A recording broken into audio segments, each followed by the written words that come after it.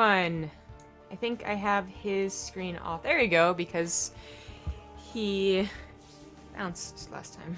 Because Korea's been a little whatever to Rifkin lately. Did you just assume my gender? This is not going to be a good start to the cast. Did I? Did I use a pronoun? Maybe I did. He, Zombie Grub, he okay. bailed. Okay. Wow. Like, wow. Anyway, good morning. Welcome to the Olimoleague. We are just about ready to go into Super. I'm actually mute that. That's really loud here. We're almost ready to go into Super versus trusT, actually, which was not our first pick, but was kind of the thing we ended up being because Alive and Tails both actually aren't responding. So awkward. Yeah, we had wanted to pick them. I think they would have been really great because they're both players we actually see enough in the foreign cups. It's kind of interesting seeing them back on the home server, but also just I think they provide an interesting game. Yeah. It's a little unfortunate for that. Oh, wow. But Super and trusT, I saw that it was like trusT, like the guy that's been playing in Pro League occasionally. I think he's on KT now, but I think he's made the rounds through a lot of different teams. So it's a PvP, which we don't see a lot of either, which that would be fun.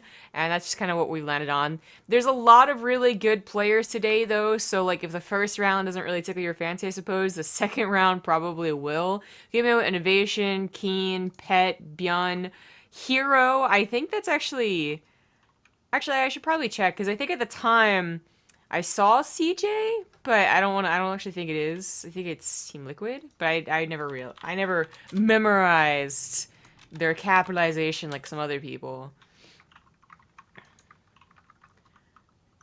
Hero with a capital H is Team Liquid Hero, and a capital O. No longer Team Liquid Hero though. Okay, that's what everyone's gonna know him as, but it's Revolution Hero.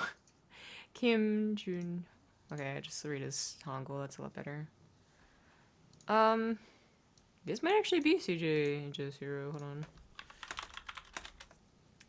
By the way, check out my jammies. You can't, not yet anyways. I can't, I'll check him out a bit. They are your Star jammies Wars normally themed. I say, aren't your jammies normally just like the cat lady shirt and then like whatever? Yes, but I wanted to get Star Wars pajamas, which I have a difficult time finding the ones that I like, so I was at Joann's Fabrics, and I saw some fabric, and I was like, I could make some pajamas, because I've made things before by sewing, and I kind of Oh, did. did you do it yourself? No.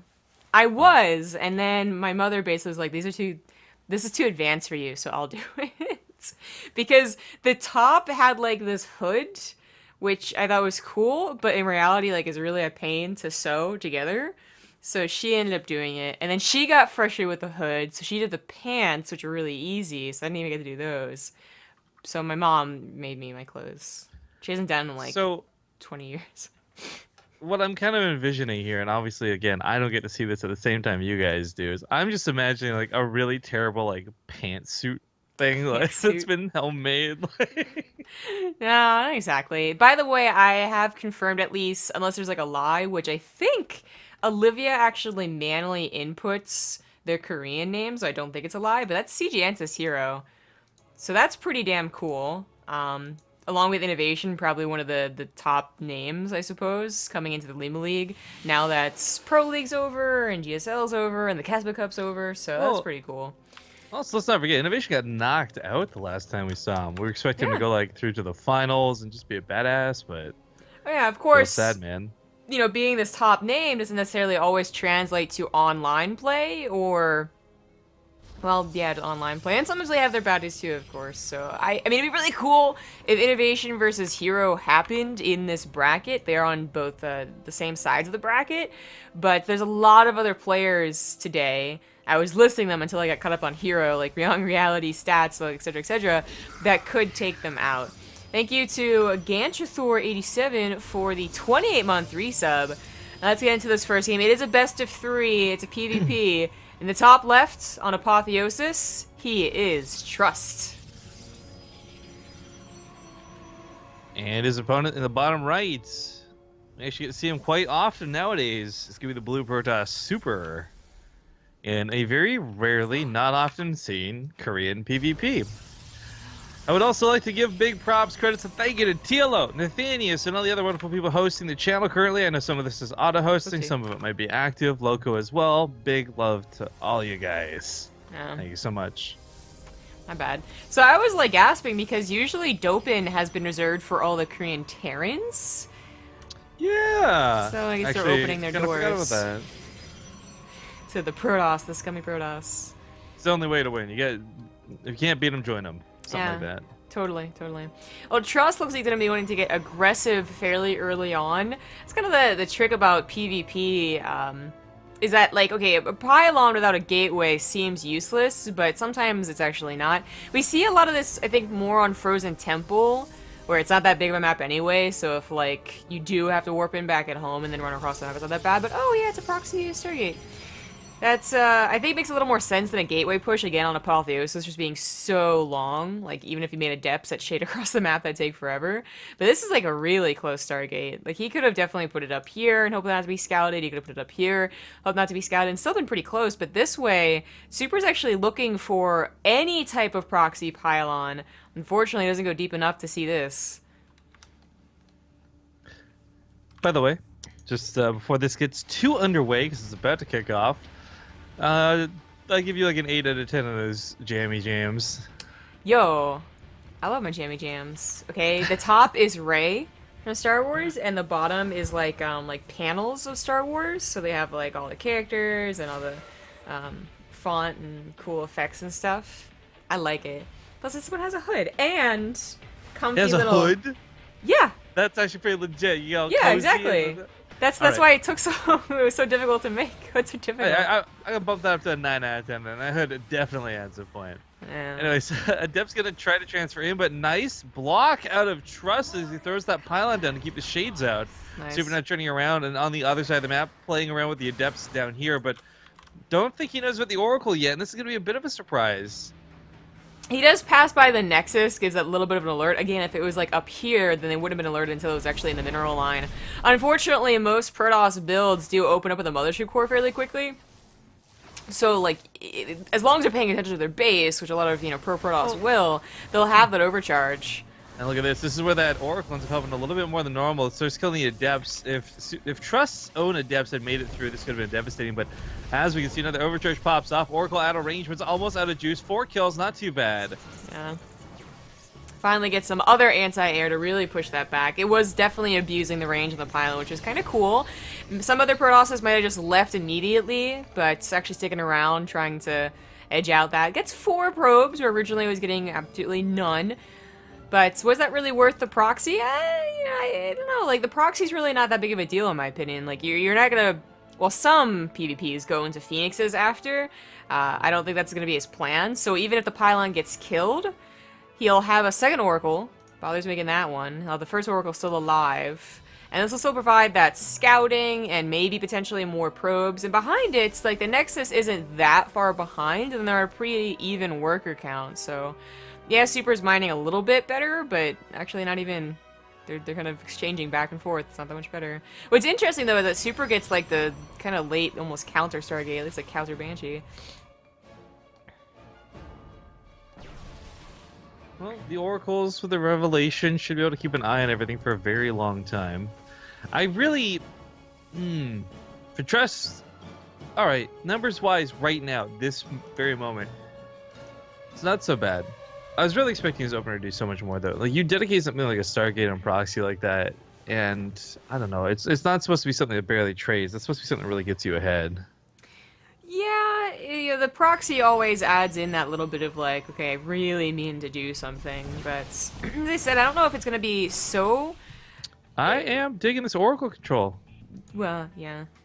There's actually a thread recently that I was a little boggled at where a pretty decent Protoss, actually we've cast before, I think Probe, really didn't like the Oracle, but I'm like, I don't know, man, like watching Stats and Zest control their Oracles has been pretty beautiful, and sure, like people die to it in the early leagues, it's a polite way to say that, like, Bronze, Silver, whatever, They die to oracles. Surprise oracles all the time. That's gonna happen. Oracle actually goes down here. I guess that's the purpose of Super's Stargates. He's gonna kill the oracles, then maybe continue going to Phoenixes. But like, anyways, back on the point of the oracles, like that happens with a lot of different tools. So I was surprised that they got so much traction. I actually really like oracle play, and that's from someone who played Terran through like the beginning of Heart of the Swarm, where it was absolute bullshit every single time.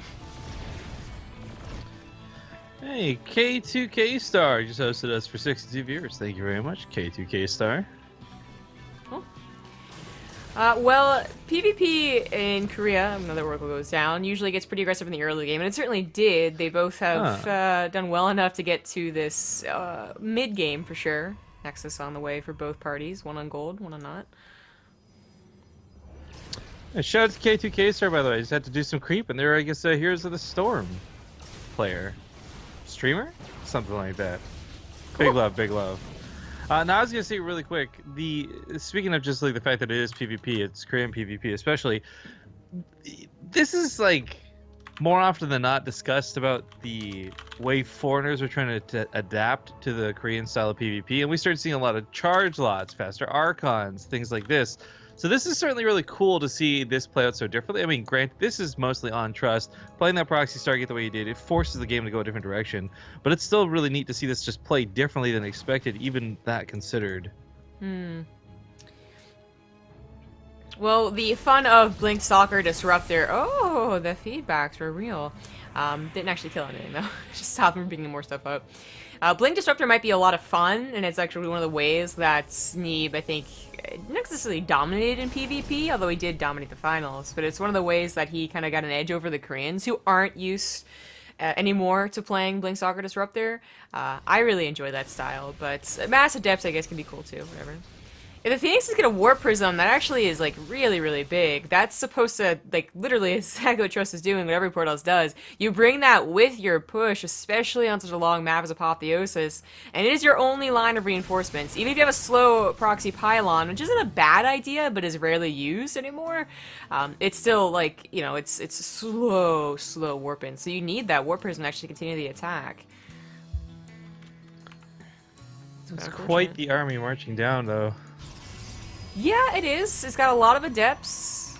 It's gonna have +1 as well. Not the crucial upgrade dealing other Adepts, but honestly, trusT or Super, sorry, doesn't have that many.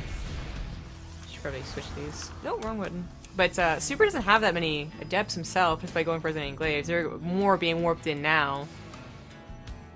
Well, we'll see if the +1 makes the world a difference or not. The Adept type could certainly be interesting too, as trusT decides to walk right past the army. Goes to that cancel, a little bit of a bait. The 3 Phoenixes are going to be really interesting. There's not a whole hell of a lot of anti-air for trusT, so you could pick up some of the units on the backside, but it's not like this big, important, disruptors or anything like that. It's mostly just Adepts, Stalkers, and just a little bit of CCM. Maybe the Immortal on the backside. Looks like that's what it'll do. Scoops it up. Archon's taking some of the damage. Adepts looking to push on through. Now it is mostly Adept versus Adept. Upgrades going to Super. Guardian Smoke using a lot of that damage in this fight. It's going very well for the defender. I'm really surprised that trusT thought he was going to be able to break that. He must have clicked on Super's upgrades and saw that he was an upgrade disadvantage. He must have seen the opportunity for the Phoenixes to pick up the Immortals, and just in general, like, that army looked about as big as his, but Defender's Advantage was going to come in with the Potent Overcharge and the positioning. Yeah. So that was really bold of him to move in like that. He's now down 30 army supply, and actually will just tap out. GG. That's a pretty rough game. I mean, Super... Okay, he didn't die to the Oracles in the early game. Cool. That's like your first check mark for defense. Then actually taking the fight right there in the middle of the field was just a little too much. I'm not surprised it was the tap out at all. Alright, well, it's a best of 3, and he does have another map to try and bring it back. Damn, y'all are casting early as fuck. What's up? Where's Waldo? Hell yeah, dude. Every Tuesday, 3 a.m. Pacific. Whoop, whoop. Yay! I'm gonna put up my hood. Woohoo! It's a very big hood. Unfortunately, I can't wait the to see this. I hope you look so ridiculous. I cannot wait. Oh, I do. Okay, so the size, like, I made a medium, right? Which I was like, well, I want it to be comfy, okay? Subtle brag. I don't know, man. Like, medium ain't so great anymore. But anyways, like I was like, I'll be a little bit comfy because I read the actual measurements. You know, you can actually see what size you're supposed to be. And I was like, well, medium sounds like a safe bet to be comfy because they're pajamas. Oh my god, dude, they're like extra large. Like it's so there's so much extra room everywhere. I look like a blob when I wear this, but they're super warm and they're comfy. So I mentioned recently on stream getting brand new bedding. By the way, we are waiting for game 2, guys. We're not just dicking around. I mentioned getting new bedding recently, right? And up until this point in my life, all of my bedding had come from Walmart, and it was like whatever the cheapest shit at the time was type thing. So I did my research. I spent some money. I got like 500 thread count, Egyptian cotton sheets, blah blah blah. Oh my god, it's so warm. Like in a good way too. Like just no room for air to get out of those covers, so it just stays all nice and cozy. It's so nice. I did not want to get out of bed today to cast. I'll tell you that much right now. And that's a problem. My new bed sheets are spoiling me. They're gonna ruin StarCraft and BaseTradeTV. Okay. I have been using my Horde throw, whatever. Oh, I remember you getting that. It was so comfy. You were like, it's pretty comfy. We all took turns basically snuggling with it for a brief moment at BlizzCon. Yeah, I had like 6 people over, and I was just like wrapped up in the blanket. I'm comfy. Nice. But we recently went bed shopping because my brother moved out, and my mom wanted to like redo his room into more of like a guest room, and he had this really old, crappy single bed, and she wanted a full bed. And I was like, I don't care, whatever. She's like, make me test out the beds, you know? Which is like fun, I guess, but I really didn't care. And she's like, well, what if we replaced yours with the new one, and then just put your old one in John's room? And I was like, suddenly like, I'm yeah, interested. suddenly But you know, it didn't happen. That didn't happen. So I still have a 25-year-old plus bed that used to be my parents'. Womp womp. Ew, thinking about it, you were made on that bed, and then you lived on that bed. I wasn't. We have had this conversation before on stream. I guarantee you, I actually wasn't. But test tube baby, got it. Yeah, sure. Anyway, in the bottom right, he is down 1. It is the red Protoss trusT. And in the upper left, leading the series 1-0, it is going to be Super. And of course, the fair question in chat, for those who are unfamiliar with the Olimoleague, what league are these players? They're, of course, all Korean GMs, basically. We rarely, if ever, get players who aren't. That being said, this tournament is open to pretty much anybody. If you yourself want to sign up and play, if you have the dedication to show up, chances are you could. Yeah. But this is a tournament made pretty much for the Korean scene. They don't really have a lot going on outside of the big events like GSL and SSL and Pro League and all that. And in its initial inception, that's what the Olimoleague was at its truest core. Nowadays, I guess it's kind of become just this really awesome weekly.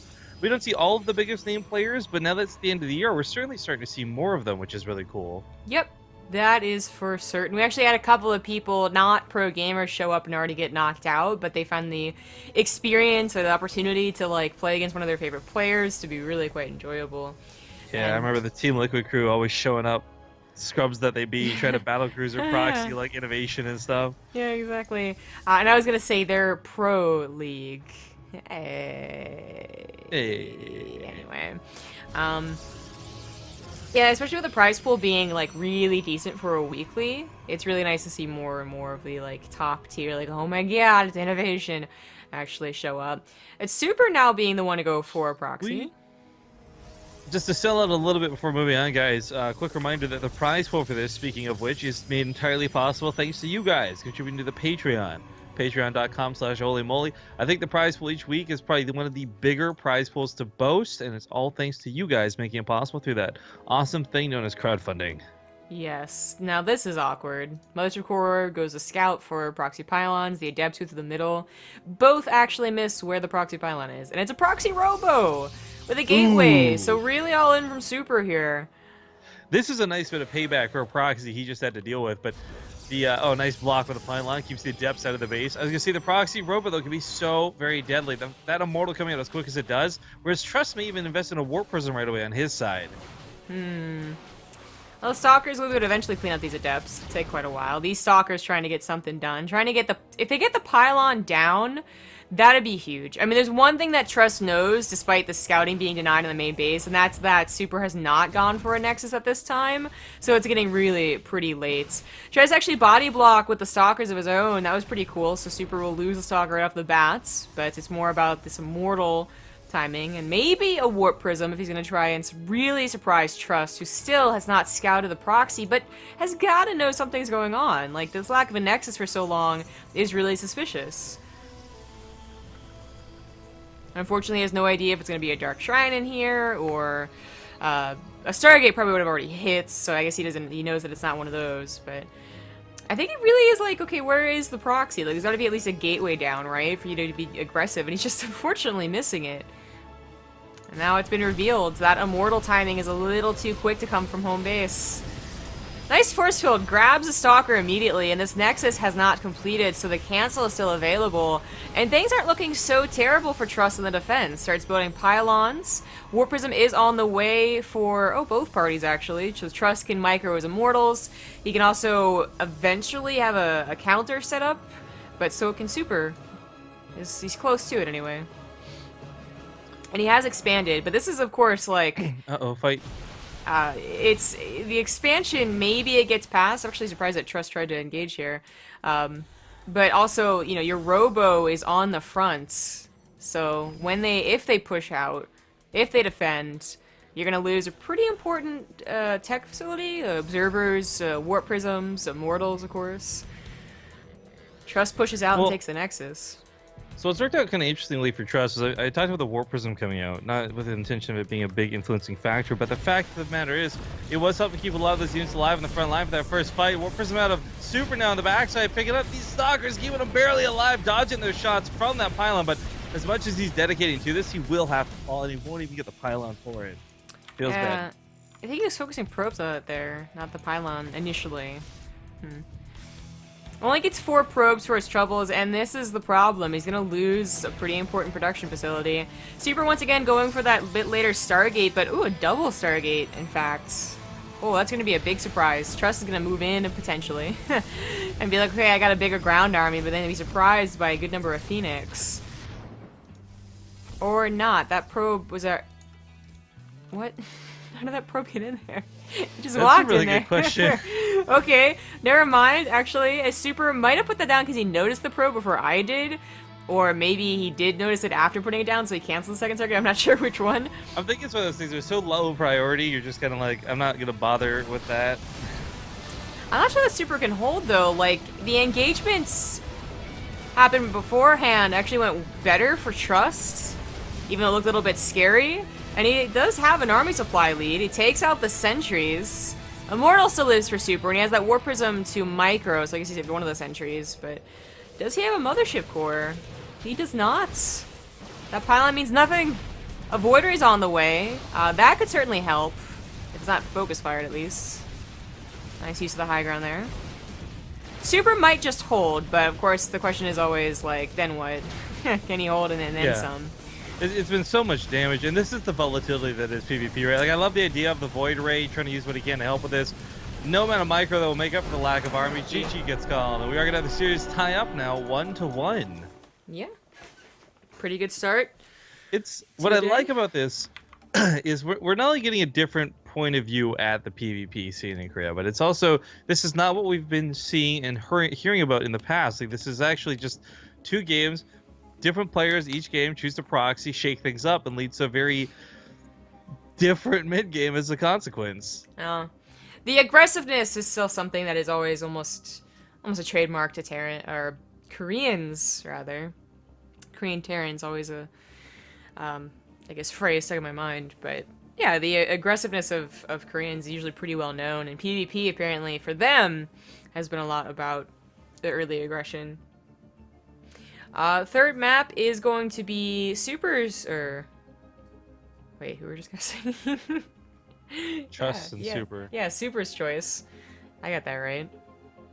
It seems that they're already in the game. I'm gonna join. Beep boop. It's going to be frost. Nope, this is the wrong one. Enjoying your game. Golem8 in chat says, anyone watch Supernatural? No. And then someone else says that show should have ended after season 5. I'm on the fence about agreeing with that, but man, Supernatural is my guilty pleasure. I love to hate that show so much. It's actually going to be King Sejong Station. I was watching the Power Ranger movie yesterday. Speaking of guilty pleasures. Wait, that came out? No. The original Power Ranger movie. Oh, because I saw the trailer for the new one or whatever, and I'm actually really intrigued by it. Like, really? A lot. I don't think it's going to be the best movie I've ever seen, but it's not the direction I thought it was going to go, so that's why I'm, like, super extra interested in it.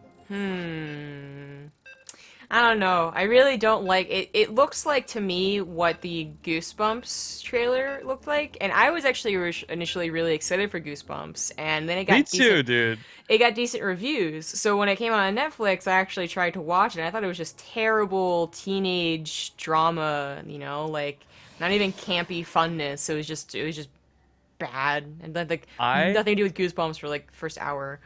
I love Jack Black, and that's like the only movie I did not enjoy. I even watched Gulliver Travels, all right, and I still liked Jack Black in that. I did not really like him in Goosebumps. So I'm not too excited for the Power Rangers movie. It seems like it's gonna be the same like teenage kind of young adult novel. Anyway, you got like Bryan Cranston as like Zordon. You can't go wrong. I don't know, man. Thank you to Nukemall9405 for the new sub. Woohoo! Nice. Twitch Prime. Here we are on game number 3 in the bottom right as the blue Protoss. He is super. And of course his opponent in the top left, it's going to be the red Protoss trusT. So, but trust me, guys. I don't have anything to follow up. I'm too tired for this. Alright. Did you watch the first Power Ranger movie, the one with the ooze? Ivan Ooze, the purple guy. Yeah. Okay. With surf creep all over the city. Yeah, exactly. I mean, I watched it because it was just on TV, so I was like, okay, let's watch this. I expected it to be like bad, right? But I mean, I gotta say, like, I feel like Power Rangers probably sparked a lot of people's interest in martial arts. If the Karate Kid didn't, if you missed, I guess, that generation gap, and it probably made like a lot of like people want to do tumbling because there's so much unnecessary tumbling and like flips in that damn movie. But the villain was actually he was funny. Like, it's probably the best part of the movie. Jokes. He was like my hero growing up. Oh, yeah.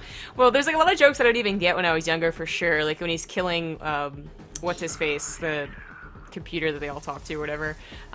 He starts talking about all the.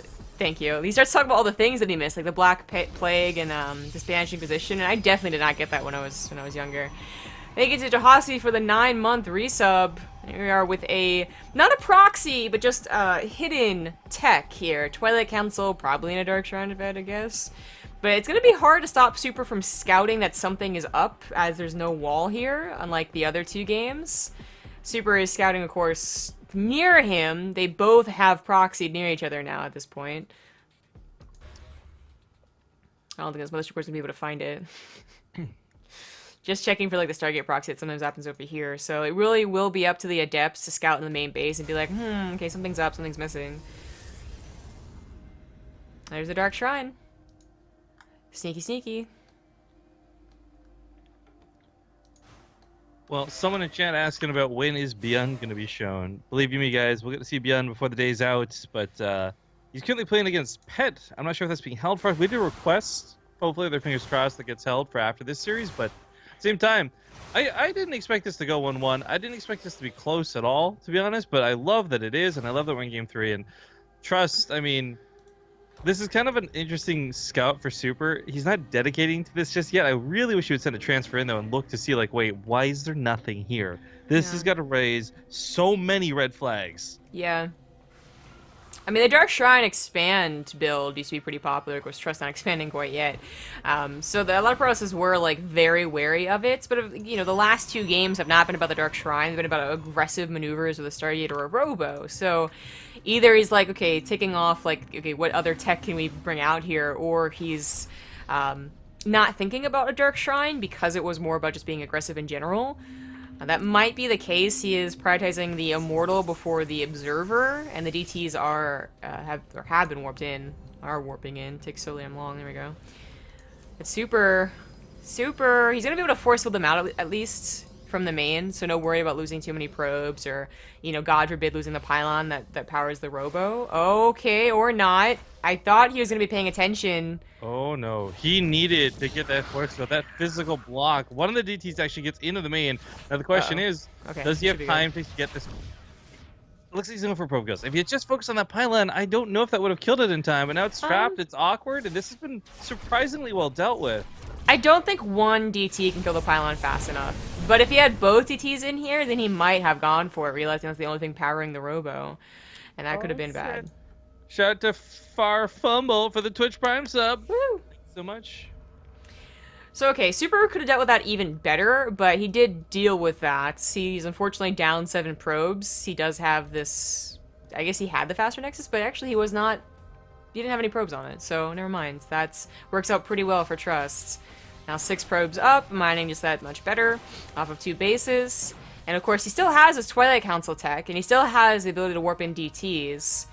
So he's actually going to chrono out Blink here. Did he scout the Stargates when he was in there? No, I didn't think so. They were down after the DTs left. So maybe he's just on to Super. Super really seems to want to be going for Stargates. He went for the single one after the proxy Oracle got in the first game. And then he tried to go for a double Stargate last game, but it was scouted. So he canceled one. And he started, you know, to get defensive Void Rays. But the Blink, I mean, it might be that he knows Super. It might just be the tech that he wanted to go into. I don't know. I don't know these guys history versing each other. I don't know your life, man. I don't know their life. And I would say that, like, maybe this is just so common in Korean PvP, like the double Stargate, but I really don't think it is. Like, not that I'm a master of PvP at all, but from the limited amounts that I've watched, this seems a little bit weird.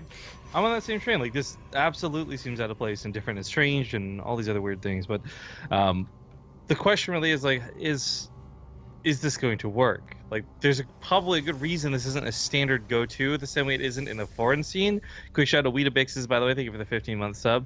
Because, well, double Stargates can get really snowballing and crazy, and with PvP having limited unit production like you do, you know, Phoenixes can only lift up so much. But if Super gets away with this for like 5 minutes, 10 minutes, like as time goes on, he's going to have 15 Phoenix, 20 Phoenix, like more than enough with ground support that it's not that question of like, was this worth it or not, and more so like, how the hell can trusT possibly deal with this? I love this. The hallucinate probes are cool. If you guys don't know, by the way, the energy cost to hallucinate 1 unit, you can get 4 probes with. So you get a scout towards the natural. You also split off a scout towards the third. I don't think this is more effective than a Phoenix, but funny to see nonetheless. Yeah, which is what trusT does, the usual Phoenix here. Scouts the real Phoenix, the number of real Phoenix as well. Now remember, he got Blink first, so he's going into Resident Glaives now and +1 and whatnot. He has a decent initial setup. If he had all Adepts, which is a possibility, and may consider the last 2 games after all, then the probes are for free pickings, the Immortal's gone, the Sentries are definitely gone, Mothership Core could be sniped as well, but trusT actually had defense against a possible Stargate transition. Maybe they expect the double Stargate, but good thing that he did go for the defense that he has, and these Phoenixes are going to be finding it very difficult to find something to do. I mean, when it comes to the engagement, they can still pick up a couple of key units, like the Sentries, like the Immortal. But with so many Stalkers, yeah, all trusT has to do is focus fire, and every single time Super sweeps in, he's going to lose a Phoenix or 2. trusT still has DTs running around as well, getting quite a few probes here, and I like trusT's position so much better. Super, this is the second time he's tried to surprise his opponent with the double Stargate, and it just hasn't worked either time. Now we have cannons in the mineral lines, or gonna have Archons or feedbacks first, then Archons, something he did in the last game, I want to say, the first game, either one. Void Rays following this up. Huh. What's up? Well, so the Void Rays for me I really like for a lot of different reasons, and I still am very on Team Stargate. Like, this is kind of getting away with a lot, right? Like, Void Rays are really expensive, you can't usually afford more than 2, and I think him building these almost feels a bit too defensive rather than him building something for an awesome offense. I'm really surprised that that wasn't more Phoenix. I mean, keep in mind, this was a double Stargate build that led into 5 Phoenix and is now following up with not just 2, but 4 Void Rays. And when you think about the way this game goes, typically there's not going to be that many Stalkers. There's a lot more emphasis on the Immortals, on the Adepts, on that ground army. I mean, there is an admirable amount of Stalkers out of trust, but with the Prismatic Alignment, with the Immortals on the ground, I feel like, again, Super's getting away with a lot. And if he's got 6 Void Rays, say, 3 Immortals on the ground, he is just going to melt through Stalkers. The Archons, like, there's so many Templar out, and they all need to be Archons out of trust. He does have a potential counter, but, like, the numbers aren't there yet, you know? It's a pretty common, like, not with double Stargate, and much earlier on to, like, go for the Stargate, force out the Blink Stalkers, and then swap into, like, a lot of Immortals. And you can just be like, aha, I gotcha, you have too many Blink Stalkers, but... This is the problem. Without the Archons made, he's just got a lot of Templar that can feed back. There's no Storms or anything for this. I'm not sure what he wants to do, because those will all get picked up. And I think he's trying to feed back the Phoenix, but... Yeah. I mean, honestly, Archons that can't be lifted may be way more valuable right now. Maybe. I actually think that either way he could get something done here, but I am a little bit worried the High Templars just get killed. Because even without the Phoenixes, the Void Ray count has grown. It's no longer 2 or 4, it's actually going to be 6. Upgrades are finishing for Super, although trusT is still has a better upgrade. I like that from trusT. So if this is part of his game plan, it makes a little bit more sense than just simply keeping the Templar for feedbacks. I thought it was just like, you know, one-hit wonders, use the feedback, get a bit of merge on afterwards, I guess. But the Storms could actually do very well against this because there's going to be a lot of range and distance between them. And Void Rays, one of the bigger weaknesses I'd say is they don't have very good range. Yeah, I like the idea of the Storms. I mean, Protoss in general clumps up, right? StarCraft 2 units in general clump up, but especially the Void Rays. And just everything was going to try and be under them. It can work out pretty well. Plus, they're still available for the feedback, so they're waiting for the Storms, too, so they can feed back the Sentries, or the Phoenixes if they come back swooping in. Doesn't want them to pick off the War Prism, of course. That could be a good reason to try and get them pretty hurt anyways. I'm not sure any of them will die. That is a lot of Storms available. And that's just a large army, basically. trusT is up 10 army supply. He has a better upgrade. I think this should be better for trusT in a lot of different regards. We'll see if it actually is. Waiting for those Storms to come down. There we go. Touch and death on the Sentries below. Now the Stalkers are forced into a funny little funnel, but the Storms are hitting all the Void Rays. They're not even trying to move out of it. Archon's getting the shots off, and this is just looking so bad for Super. You got enough Storms. You can do anything. That's GG. GG. Well done, trusT. Brings it back after losing game 1. And we'll go on to the second round of the Olimoleague. Now, I believe that pet game was held for us. At least Olivia had made the lobby, and usually that means that they're being held. Aha! She's still in the lobby. So we'll try and get into that as soon as possible, but first, a quick break. See you guys soon.